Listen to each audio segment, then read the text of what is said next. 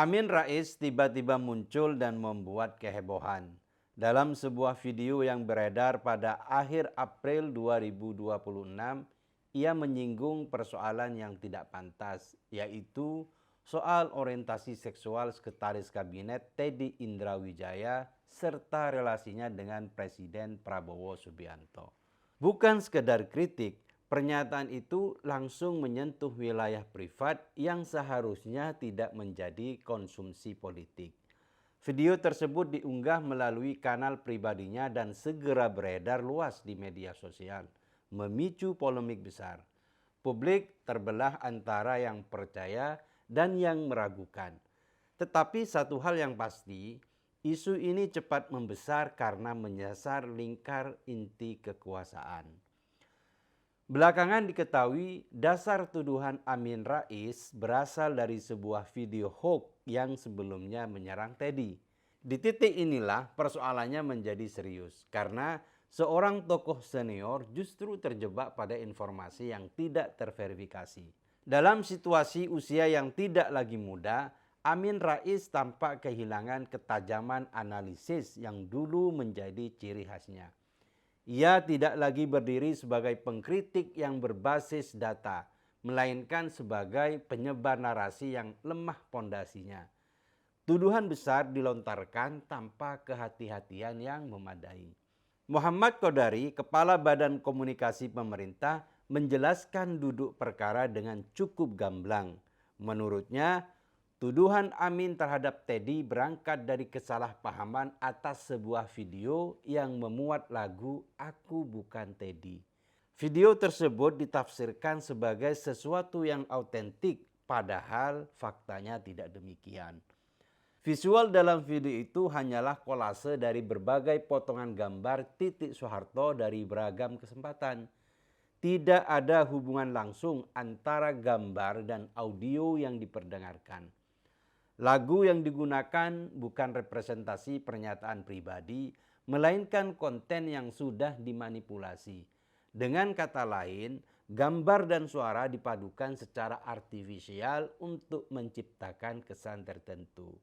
Lebih jauh, konten tersebut bahkan telah dilabeli sebagai hiburan oleh pembuatnya.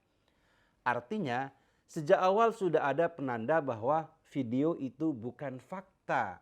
Namun, penanda ini diabaikan. Amin Rais justru menjadikannya sebagai dasar tuduhan serius. Di sini terlihat bahwa kesalahan bukan hanya pada isi, tetapi juga pada proses berpikir. Berangkat dari fakta tersebut, jelas bahwa pernyataan Amin Rais kehilangan pijakan. Tuduhan yang menyentuh ranah personal termasuk isu orientasi seksual dibangun di atas informasi yang keliru. Dalam etika politik, ini bukan sekedar kekeliruan teknis, tetapi penyimpangan yang serius. Kritik yang sehat seharusnya diarahkan pada kebijakan dan kinerja, bukan pada aspek privat, apalagi berbasis hoax. Qodari menyebut peristiwa ini sebagai contoh nyata bagaimana hoax dapat menjerat siapa saja, termasuk tokoh senior. Pernyataan ini memperluas konteks. Masalahnya bukan hanya satu video, tetapi bagaimana informasi diproses dan dipercaya. Di era media sosial, konten hiburan bisa dengan mudah berubah menjadi kebenaran semu jika tidak diverifikasi. Di sisi lain, narasi Amin Rais tidak berhenti pada isu personal. Ia juga mengaitkan Teddy dengan dugaan pengaruh besar di lingkar dalam kekuasaan, bahkan menyinggung keterkaitannya dengan Jokowi. Tuduhan ini membangun kesan adanya konfigurasi kekuasaan yang tersembunyi. Namun semua itu tidak disertai bukti yang memadai. Ia lebih menyerupai spekulasi daripada analisis. Sulit menafikan bahwa pernyataan Amin Rais tidak lahir di ruang yang hampa. Dalam politik, suara keras seringkali berkaitan dengan konteks yang lebih luas. Bisa karena kekecewaan, pergeseran posisi, atau bahkan kebutuhan untuk kembali relevan. Pernyataannya kemudian bergeser, Mengapa baru sekarang ia bersuara lantang dan mengapa dengan cara yang seperti itu? Ada kemungkinan bahwa pernyataan ini mencerminkan kegelisahan Amin terhadap konfigurasi kekuasaan di sekitar Prabowo. Posisi Teddy sebagai sekretaris kabinet memang strategis. Ia berada di titik koordinasi penting, mengatur ritme administrasi dan akses kebijakan. Dalam situasi seperti ini, wajar jika muncul kecemburuan atau resistensi dari pihak yang merasa tidak memiliki akses yang sama. Amin Rais sendiri sebenarnya berada di luar lingkar kekuasaan. Ia tidak lagi memiliki posisi politik yang signifikan. Dalam logika politik, menyerang figur kunci seringkali menjadi cara tidak langsung untuk menekan pusat kekuasaan. Atau dalam bahasa yang lebih sederhana, ini bisa dibaca sebagai upaya mencari perhatian. Sayangnya, cara yang digunakan justru salah dan norak. Jika kembali pada fakta objektif, posisi Teddy dapat dijelaskan secara rasional. Ia memiliki rekam jejak sebagai ajudan presiden, kemudian mendampingi Prabowo saat menjabat Menteri Pertahanan, dan kini ia dipercaya sebagai sekretaris kabinet. Ini adalah pola kepercayaan berbasis kinerja. Dalam sistem pemerintahan, hal seperti ini bukan anomali. Dari sisi etika, penggunaan isu personal sebagai alat serangan menunjukkan penurunan kualitas kritik. Ranah privat seharusnya tidak disentuh kecuali memiliki relevansi langsung dengan jabatan publik. Ketika batas ini dilanggar, yang terjadi adalah degradasi etika politik. Resikonya tidak hanya moral, tetapi juga hukum.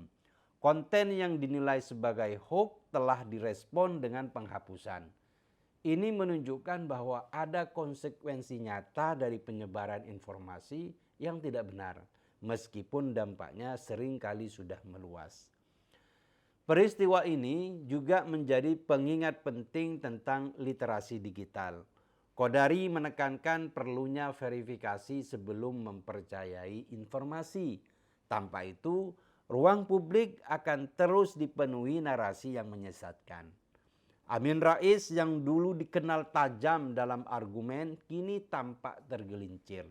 Semakin tua, suaranya memang semakin keras, tetapi substansinya justru semakin kacau.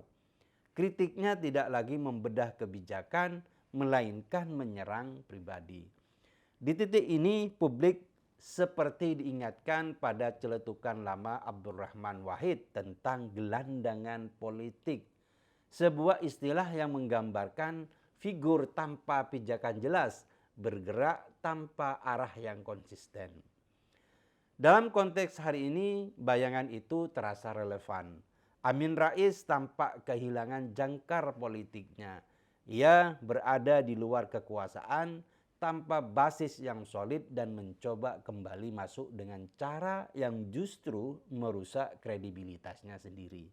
Bahkan, ia pernah berjarak dengan partai yang dulu membesarkan namanya, yaitu Partai Amanat Nasional. Politik memang tidak hitam putih. Ia penuh kompromi, penuh negosiasi, dan membutuhkan kelenturan. Narasi yang terlalu kasar dan dikotomis seperti gaya Amin Rais itu seringkali membuat seorang aktor politik terasing dari ekosistemnya sendiri. Dalam kasus ini, Amin Rais seperti berjalan sendirian, membawa amarah tetapi kehilangan arah. Jika kritik dibangun di atas hoax, jika tuduhan lahir dari asumsi, dan jika ranah privat dijadikan senjata, maka yang tersisa hanyalah kegaduhan. Dan dalam kegaduhan itu, seorang tokoh besar seperti Amin perlahan berubah menjadi tokoh pinggiran yang tidak lagi didengar suaranya. Ia berjalan sendiri, menua dan terlupakan.